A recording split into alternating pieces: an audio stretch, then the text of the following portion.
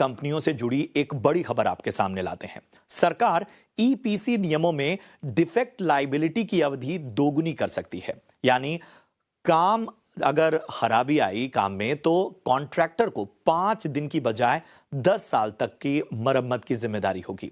ज्यादा जानकारी के साथ हमारे सहयोगी समीर दीक्षित जुड़ रहे हैं। समीर, बताएं आखिर इस लिहाज से क्या जानकारी आपके पास?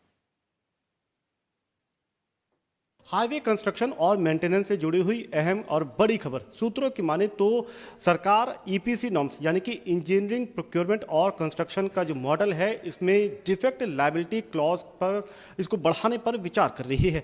मौजूदा नियम ये कहता है कि ईपीसी नॉर्म के तहत जो रोड कंस्ट्रक्शन अवार्ड किए जाते हैं उसमें डिफेक्ट लायबिलिटी क्लॉज 5 साल का होता है। यानी कि ये जो 5 साल होंगे इसमें रोड की कंस्ट्रक्शन और इसकी जो पूरी मेंटेनेंस है उसकी पूरी जिम्मेदारी उस कॉन्ट्रैक्टर पे होगी जिसने सड़क बनाई है। लेकिन सरकार अब इस डिफेक्ट लायबिलिटी क्लॉज को दोगुना करने पर विचार कर रही है, इसको 10 साल तक के लिए लागू करने पर विचार कर रही है।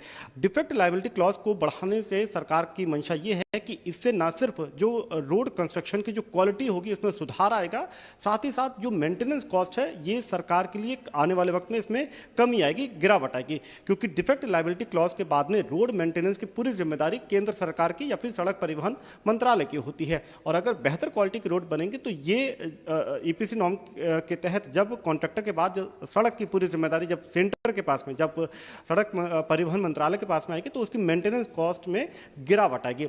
तो सरकार डिफेक्ट लायबिलिटी क्लॉज को फिलहाल इसको दोगुना करने पर विचार कर रही है। इस पर एक्टिवली डिस्कशन स्टेक होल्डर के साथ में चल रहा है। हालांकि सूत्र ये भी बता रहे हैं कि जो कॉन्ट्रैक्टर हैं, जो रोड निर्माता हैं, उनका तर्क ये है कि ये जरूर उन पर जिम्मेदारी बढ़ाएगी, लेकिन जो रोड कंस्ट्रक्शन कॉस्ट है ये भी आने वाले सालों में इससे बढ़ जाएगा अगर डिफेक्ट लायबिलिटी क्लॉज में सरकार इसमें बढ़ोतरी करती है। आपको बता दें कि वित्त वर्ष 2024-25 के लिए रोड मेंटेनेंस के लिए सड़क परिवहन मंत्रालय ने 2600 करोड़ रुपए का आवंटन किया है, जो कि आगे बढ़ने की पूरी संभावना है।